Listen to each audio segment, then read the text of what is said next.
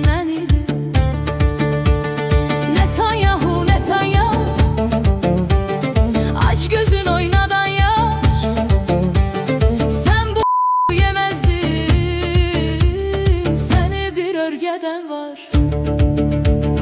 Vətəni atmaq olmaz, torpağı satmaq olmaz. Daşkent kapızda oyna, İrana batmaq olmaz.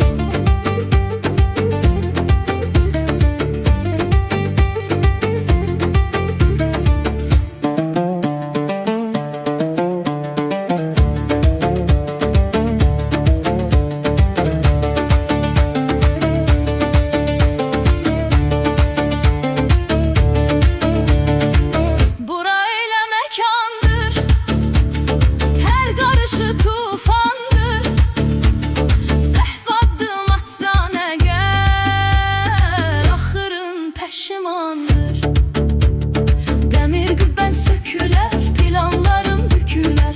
Hakkın sedası gelse taht tacında töküler.